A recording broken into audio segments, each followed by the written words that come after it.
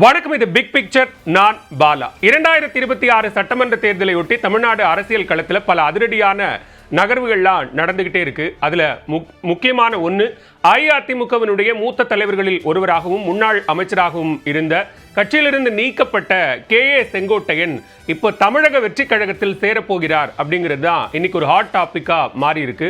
ஒரு senior leader, அதிமுகவிலேயே ஒரு மூத்த தலைவராக அறியப்பட்ட ஒருவர், நீண்ட நெடிய அரசியல் பாரம்பரியம் கொண்ட, அரசியல் அனுபவம் கொண்ட ஒரு தலைவர் தாவேக்கவில் சேர போறாரா?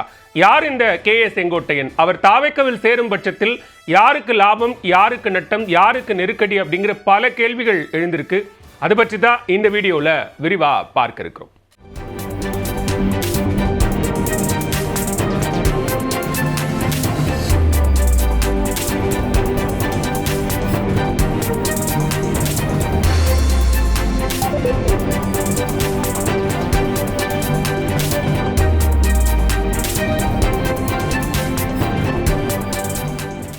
KA செங்கோட்டையன் ஈரோடு மாவட்டம் கோபிச்செட்டிப்பாளையம் அருகே இருக்கக்கூடிய ஒரு சின்ன கிராமம் குள்ளம்பாளையம் அப்படிங்கிற ஒரு ஊர். அந்த ஊராட்சியினுடைய தலைவராக இருந்த 25 வயது இளைஞரை எம்ஜிஆர் அப்படிங்கிற ஒரு காந்தம் அப்படியே ஈர்த்துக்குது. அதனுடைய விளைவா அதிமுகவில் 1972 தொடங்கி இப்ப கட்சியிலிருந்து நீக்கிற வரைக்கும் அதிமுகவுக்கு விசுவாசியான ஒரு நபராக KA செங்கோட்டையன் தொடர்ந்து இருந்திருக்கிறார். 72 எம்ஜிஆர் தொடங்கினார். அப்போதிலிருந்து அந்த செங்கோட்டையன் என்கிற இளைஞரனுடைய அரசியல் பயணம் இப்ப வரைக்கும் தடமாறாம தான் இருந்துச்சு. ஏன் அவர் அதிமுகவில், மிக குறிப்பா அதிமுகவினுடைய தலைமை பொறுப்பை வகிக்கிற பொதுச் செயலாளர் எடப்பாடி பழனிசாமிக்கு எதிராக போர்க்குரல் எழுப்பினார் அப்படிங்கிறத நமக்கு எல்லாருக்கும் தெரியும். இருந்தாலும் ஒரு முறை ரீகேப்பா பார்க்கணும் அப்படின்னா, தொடர்ச்சியாக 2021 சட்டமன்ற தேர்தலில் இருந்தே அவர்களுக்கு உள்ளான அந்த ஒரு உரசல் போக்கு அப்படிங்கிறது இருந்துகிட்டே வருது. சமீபத்தில் அத்திக்கடவு அவிநாசி திட்டத்தை நிறைவேற்றியதற்காக எடப்பாடி பழனிசாமிக்கு ஒரு பாராட்டு விழா நடக்குது. அந்த பாராட்டு விழாவில் ஜெயலலிதா அவர்களினுடைய படம் இடம்பெறவில்லை அப்படிங்கிற ஒரு காரணத்திற்காக அந்த விழாவை செங்கோட்டையன் புறக்கணிக்கிறாரு. ஸோ அப்படி புறக்கணிக்கும் போது அவருக்கும் EPSக்கும் இடையில அந்த உரசல் போக்கு மிக அதிகமாக மாறுகிறது அப்படிங்கிற ஒரு சூழல் வெளிச்சத்திற்கு வருகிறது. அதற்கு பிறகாக பல நிகழ்ச்சிகளில் தொடர்ந்து ஒரு டிஸ்டன்ஸ் மெயின்டைன் பண்றாரு செங்கோட்டையன். ஈவன் சட்டப்பேரவையில் நடக்கக்கூடிய நிகழ்வுகளிலும் கூட அவர் தான் தனியாக வர்றது போறது, கட்சியின் நிர்வாகிகள் கிட்ட பெருசாக கலந்துக்காம இருக்கிறது அப்படின்னு ஒரு தனித்து இருந்த ஒரு நபராகத்தான் அவர் தொடர்ந்து இருந்துட்டே வந்தார். இந்த நிலையில தான் திடீர்னு தான் செய்தியாளர்களை சந்தித்து ஒரு முக்கியமான அறிவிப்பை கொடுக்க போவதாக பேசினார். அப்படி பேசும்போது அவர் என்ன சொன்னார் அப்படின்னா, அதிமுக ஒருங்கிணைப்பு அப்படிங்கிற ஒன்றை வலியுறுத்தினார். அதற்காக கெடு வைத்தார். அதிமுக பொதுச் செயலாளர் எடப்பாடி பழனிசாமி மேல நிறைய சில குற்றச்சாட்டுக்களை முன்வைத்தார். தனக்கு கட்சியில நிறைய முறை வாய்ப்புகள்லாம் வந்துச்சு, அப்படி வந்த வாய்ப்புகளை எல்லாம் நான் விட்டுட்டு கட்சிக்காக நான் தொடர்ந்து இருந்துகிட்டே இருந்தேன். ஆனால் இன்னைக்கு அதிமுக தொடர் தோல்விகளை சந்திச்சுட்டே இருக்கு. அதிமுக வெற்றி பெறணும் அப்படின்னா இந்த ஒருங்கிணைப்பு சாத்தியம் அப்படின்னு ஒரு கெடு விதிக்கிறார். அந்த கெடுவுக்கு பிறகாக தான் அயோத்தி ராமர் கோவிலுக்கு செல்வதாக சொல்லிவிட்டு டெல்லி சென்று அவர் உள்துறை அமைச்சர் அமித்ஷாவை சந்தித்து விட்டு வந்ததாக அவரே தான் சொன்னார். ஆனால் பாஜக தரப்பிலிருந்து அப்படி ஒரு சந்திப்பு நடக்கல அப்படின்னு எல்லாரும் சொன்னாங்க. அது அதிகாரப்பூர்வமா அவர்கள் தரப்பிலிருந்து உறுதிப்படுத்தல. டெல்லி சென்று வந்த பிறகாக அவர் சொன்னது என்ன அப்படின்னா, நான் கெடு அப்படிங்கிறது ஒரு குறிப்பிட்ட கால அவகாசமாக தான் கொடுத்தேன். ஆனால் இந்த ஒருங்கிணைப்பு முயற்சிகளை உடனடியாக எடுக்கணும், அப்படி எடுக்கலைன்னா நாங்கள் அதற்கான பணிகளை தொடங்குவோம் அப்படின்னு செங்கோட்டையன் சொல்லியிருந்தார். அதற்கு பிறகாக பசும்பொன்னில் நடைபெற்ற முத்துராமலிங்க தேவர் ஜெயந்தி விழாவில் ஒரு நிகழ்வு நடக்குது. அது என்ன அப்படின்னா, அமமுக பொதுச் செயலாளர் TTV தினகரன், முன்னாள் முதலமைச்சர் O பன்னீர்செல்வம், செங்கோட்டையன் உள்ளிட்டவர்கள் ஒன்றாக சேர்ந்து போய் அங்க தேவர் நினைவிடத்தில் மரியாதை செலுத்துறாங்க. அதற்கு பிறகு அவங்க செய்தியாளர்கள் கிட்ட பேசும்போது, நாங்க சேர்ந்து பணியாற்ற போகிறோம், அதிமுகவினுடைய ஒருங்கிணைப்புக்காக நாங்கள் பணியாற்ற போகிறோம் அப்படின்னு சொல்றாங்க. அங்கு வரக்கூடிய சசிகலா அவர்களையும் அவர்கள் சந்தித்து பேசுறாங்க. அதற்கு பிறகாக உடனடியாக மதுரைக்கு வந்து செய்தியாளர்களை சந்திக்கும் போது அதிமுக பொதுச் செயலாளர் எடப்பாடி பழனிசாமி கிட்ட இது தொடர்பாக கேள்விகள் கேட்கப்படும் போது அது அவர்களினுடைய சந்திப்போ அல்லது அவர்களினுடைய முயற்சியோ எந்த ஒரு தாக்கத்தையும் எந்த ஒரு இடையூறையும் அதிமுகவில் ஏற்படுத்தாது அப்படின்னு கேட்குறாங்க. நீங்கள் அதற்கு முன்னாத அந்த செய்தியாளர் சந்திப்பு நடத்தும் போது அவருடைய கட்சியினுடைய முக்கிய பொறுப்புகள் தான் பறிக்கப்படுதே தவிர அவர் தொடர்ந்து கட்சியில் இருந்துகிட்டே இருக்கிறாரு. ஸோ இப்போ பசுமொன்னில் அப்படி ஒரு சந்திப்பு நடந்த அப்புறம் ஏன் இன்னும் செங்கோட்டையன் மேலே நடவடிக்கை எடுக்கல, அப்படி என்ன உங்களுக்கு தயக்கம் அப்படின்னு கேட்கும்போது அப்படிலாம் எந்த ஒரு தயக்கமும் இல்லை, தேவைப்பட்டா உடனடியாக நடவடிக்கை எடுப்போம் அப்படின்னு எடப்பாடி பழனிசாமி சொல்றாரு. சொல்லி அடுத்த நாள் அவர் வந்து அதிமுகவினுடைய அடிப்படை உறுப்பினர் உள்ளிட்ட அனைத்து பொறுப்புகளிலிருந்தும் செங்கோட்டையன் நீக்கப்படுகிறார். கொங்கு மண்டலத்தில் குறிப்பாக ஈரோடு, கோபிச்செட்டிப்பாளையம் பகுதிகளில் ஒரு செல்வாக்கு மிகுந்த நபர். நம்ம சொன்ன மாதிரி எம்ஜிஆர் காலத்திலிருந்து 72 தொடங்கி இப்போ வரைக்கும் தொடர்ச்சியாக அதிமுகவினுடைய ஒரு தவிர்க்க முடியாத முகமாக இருந்திருக்கிறார். ஒரு ஆளுமை தான். ஆளுமைகளிலே, அரசியல் ஆளுமைகளிலே பொறுத்த வரைக்கும் நம்ம அவர்களை வித்தியாசப்படுத்தி வகைப்படுத்தி பார்க்கணும் அப்படின்னா, ஒரு சிலர் நல்ல பேச்சாற்றல் கொண்டவர்களாக இருப்பார்கள், அதன் மூலமாக தொண்டர்களை வசீகரிக்கக்கூடியவர்களாக இருப்பாங்க. ஒரு சிலர் களப்பணி ஆற்றக்கூடியவர்களாக இருப்பாங்க, அவங்க அதிகம் பேச மாட்டாங்க, ரொம்ப அமைதியான சுபாவம் கொண்டவர்களாக இருப்பாங்க. ஆனா களப்பணி ஆற்றி அதன் மூலமாக தொண்டர்களை தன்பால் ஈர்த்து வசீகரிக்கக்கூடிய ஒரு தலைவர்களா, கிரவுண்ட் ஒர்க் பண்ணக்கூடிய லீடர்ஸா இருப்பாங்க. அப்படி ஒரு தலைவராகத்தான் செங்கோட்டையன் இருந்திருக்கிறார். அவர் அதிகம் அதிர்ந்து பேச மாட்டார், ஈவன் சத்தமா கூட செங்கோட்டையன் பேச மாட்டார். ஆனா அவர் களத்தில் நிறைய தொண்டர்களை ஒருங்கிணைக்கக்கூடிய ஒருவராக இருந்திருக்கிறார். அதன் மூலமாகத்தான் இதுக்கு முன்னாடி எம்ஜிஆர் காலத்திலேயே கூட நடைபெற்ற பல நிகழ்வுகளை ஒருங்கிணைக்கக்கூடிய ஒரு ஒருங்கிணைப்பாளரா செங்கோட்டையன் இருந்திருக்கிறார். அதற்கு காரணம் அதுவாகத்தான் இருந்திருக்கிறது. ஸோ இப்படியான சூழல்ல தான் அவர் கட்சியிலிருந்து நீக்கப்பட்ட பிறகாக அடுத்து செங்கோட்டையன் என்ன செய்ய போகிறார் அப்படிங்கிற கேள்வி இருந்தது. சமீபத்தில் பிரதமர் நரேந்திர மோடி கோவை அந்த இயற்கை வேளாண் விவசாயிகள் மாநாட்டுக்கு வரும்போது கூட நீங்க பிரதமரை சந்திப்பீங்களா அப்படின்னு கேட்டதுக்கு சஸ்பென்ஸ், என்ன வேணா நடக்கலாம், சந்திக்கலாம் அப்படின்னு சொல்லியிருந்தாரு. இந்த நிலையில் ஓபிஎஸ் ஒரு பக்கம் தன்னுடைய உரிமை மீட்பு குழுவை உரிமை மீட்பு கழகமா மாத்திருக்கிறாரு.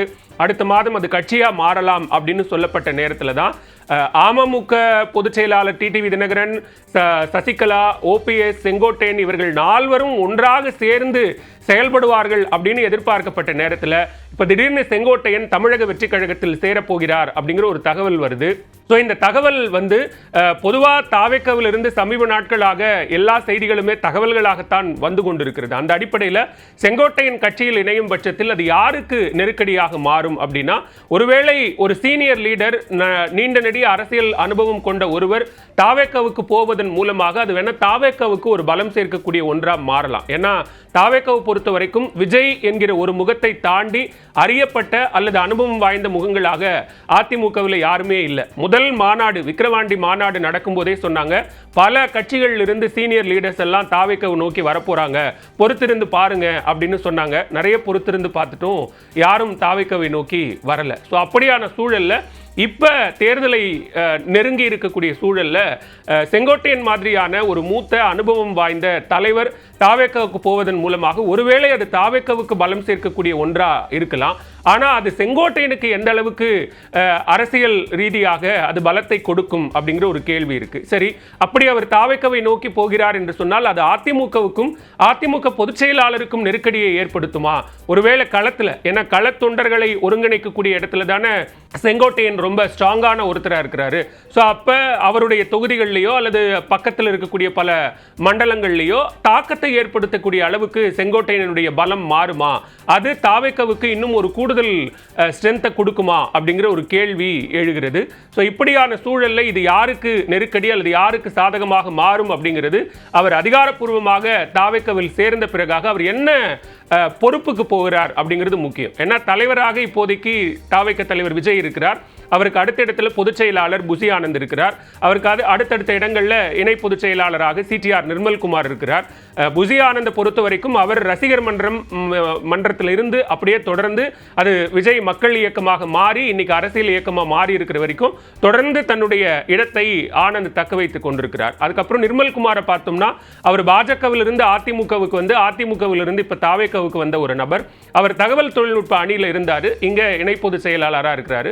ஆதவ அர்ஜுனாவை பொறுத்த வரைக்கும் அவர் தேர்தல் வியூக வகுப்பாளர் அணியில இருந்தாரு. அதற்கு பிறகு அதிகாரப்பூர்வமாக அவருடைய அரசியல் கட்சின்னு பார்த்தோம்னா அது விசிக. திமுகவினுடைய அந்த தேர்தல் குழுவுக்காக ஆதவ் பணியாற்றினார். அப்புறம் விசிகவுக்கு வராரு. விசிகவில் இருந்து தான் அதற்கு பிறகு அவர் நடைபெற்ற அந்த சம்பவங்கள் நமக்கு தெரியும். அதுக்கப்புறம் தான் இங்க தாவேக்கவுக்கு அவர் வருகிறார். ஸோ இப்படியான முகங்கள் தான் தாவேக்கவில் இருக்கிறாங்க. ஸோ இந்த சூழல்ல செங்கோட்டையன் மாதிரியான ஒரு சீனியர் லீடர் கட்சிக்குள்ள வர்றது அப்படிங்கிறது அவருக்கு என்ன மாதிரியான ஒரு இடத்தை ஏற்படுத்தி கொடுக்கும் அப்படிங்கிற ஒரு கேள்வியையும் முக்கியமா எழுப்பி இருக்கு. நம்ம ஏற்கனவே சொன்ன மாதிரி எம்ஜிஆர், ஜெயலலிதா உள்ளிட்ட தலைவர்களுக்கெல்லாம் பக்கபலமாக இருந்த ஒருத்தராக செங்கோட்டையன் அறியப்பட்டிருக்கிறார். எம்ஜிஆரினுடைய பல நிகழ்வுகளை ஒருங்கிணைக்கக்கூடியவர். அது மட்டும் இல்லாம மறைந்த முன்னாள் முதலமைச்சர் ஜெயலலிதா தேர்தல் பரப்புரை பயணம் போறாரு அப்படின்னா அந்த பயண திட்டத்தை வகுக்கக்கூடிய ஒரு இடத்திலேயே செங்கோட்டையன் தான் இருந்தார். அவர் எங்கிருந்து தன்னுடைய அந்த பரப்புரை பயணத்தை ஆரம்பிக்கணும், எந்தெந்த ஊர்களுக்கு போகணும், எந்தெந்த பாயிண்ட்ல பேசணும், எங்கெங்கெல்லாம் அவங்க திரும்பி வரணும் அப்படிங்கிற மாதிரி அந்த தேர்தல் பயண திட்டத்தை வகுக்கக்கூடிய ஒருவராக செங்கோட்டையன் இருந்திருக்கிறார். ஸோ அவரை பொறுத்த வரைக்கும் ஒரு எக்ஸ்பீரியன்ஸ்டு ஒரு லீடர், ஒரு அமைச்சராக இருந்திருக்கிறார். அவர் பள்ளிக்கல்வித்துறை, போக்குவரத்து துறை, தகவல் தொழில்நுட்பத்துறைன்னு பல துறைகளை பார்த்த ஒரு அமைச்சராக இருந்திருக்கிறார். அரசியலில் சில ஏற்ற இறக்கங்கள், சில நேரங்களில் அவருக்கு சீட்டு கொடுக்கப்படாமல் இருந்திருக்கிறது, அமைச்சர் பொறுப்பு பறிக்கப்பட்டிருக்கிறது அப்படின்னு நிறைய ஏற்ற இறக்கங்களையும் அவர் சந்தித்திருக்கிறார். ஸோ அரசியலில் ஒரு நீண்ட நெடிய அனுபவம் கொண்ட தலைவராக இருக்கக்கூடிய ஒருத்தர் பல சீனியர் லீடர்ஸ். ஏன்னா இன்னைக்கு தொடர்ந்து தாவேக தலைவர் மூச்சுக்கு 300 தடவை சொல்லக்கூடிய பெயராக எம்ஜிஆர் மாறி இருக்கிறது. அவருடைய கொள்கை தலைவர்கள்ல பட்டியலில் எம்ஜிஆரும் அண்ணாவும் இல்லை. ஆனா தாவேக தலைவர் மேடைதோறும் பேசக்கூடிய தலைவர்களினுடைய பெயர்களில் எம்ஜிஆர் மற்றும் அண்ணா பெயர்கள் இடம்பெற்றிருக்கிறது. ஸோ அப்போ எம்ஜிஆருக்கும் அண்ணாவுக்கும் ரொம்ப நெருக்கமாக அல்லது அவர்களை ஏற்றுக்கொண்ட ஒருவராக செங்கோட்டையன் இருக்கும்போது அவர் தாவேக்கவுக்குள்ள போவதோ அல்லது தாவேக்கவுக்குள்ள போய் அவர் பணியாற்றுவதற்கான வாய்ப்போ எந்த அளவுக்கு சுமூகமாக இருக்கும் அப்படிங்கிற ஒரு கேள்வியும் எழுந்திருக்கிறது. இப்படியான சூழல்ல அதிமுகவோடு ஏற்பட்ட அந்த மனக்கசப்பு இப்போ பாஜக ஒருவேளை செங்கோட்டையனை ஏற்றுக்கொள்ளவில்லையா? ஏன்னா அவர் போய் உள்துறை அமைச்சர் எல்லாம் பார்த்துட்டு வந்தாரு. அவர் ஏன் பாஜகவில் சேராம தாவேக்கவில் சேர்றாருன்னா சில கேள்விகள் எழுது. அப்ப ஏற்கனவே அமமுக பொதுச் செயலாளர் விஜய்க்கு ஒரு வாய்ப்பு இருக்கிறது. கடந்த காலங்களில் விஜயகாந்த் ஏற்படுத்தின மாதிரியான ஒரு தாக்கத்தை விட கொஞ்சம் கூடுதல் தாக்கத்தையே விஜய் ஏற்படுத்துவார் அப்படின்னு சொன்ன நிலையில் டிடிவி தினகரன், செங்கோட்டையன், ஓ பன்னீர்செல்வம் இவர்கள்லாம் சேர்ந்து வேணா ஒரு அணியா மாறி தாவேக கூட ஒரு கூட்டணியா போவாங்கன்னு எதிர்பார்த்த நேரத்தில் தான் இப்படியான ஒரு தகவல் செங்கோட்டையன் தாவேகவில் சேர போறாரு அப்படிங்கிற ஒரு தகவல் வெளியாகி இருக்கிறது. எனவே அவர் அதிகாரப்பூர்வமாக தாவேகவில் இணைந்து அந்த அறிவிப்பு வெளியாகும் பட்சத்தில் அது யாருக்கு என்ன தாக்கத்தை ஏற்படுத்தும்? நம்ம ஏற்கனவே சொன்னது போல இது எல்லாம் தாண்டி இபிஎஸ்க்கு நெருக்கடி அல்லது தாவேகவுக்கு பலம், செங்கோட்டையனுக்கு அது என்ன மாதிரியான ஸ்டேச்சரை கிரியேட் பண்ண போகுது அப்படிங்கிறதெல்லாம் தாண்டி தேர்தல் களத்தில் இது திமுகவுக்கு ஏதாவது தாக்கத்தை ஏற்படுத்துமா, பாதிப்பை ஏற்படுத்துமா அப்படிங்கிறதும் கூட ஒரு கேள்வியாக மாறி இருக்கிறது. எனவே அந்த அதிகாரப்பூர்வ அறிவிப்பு வரும் வரை காத்திருக்கலாம்.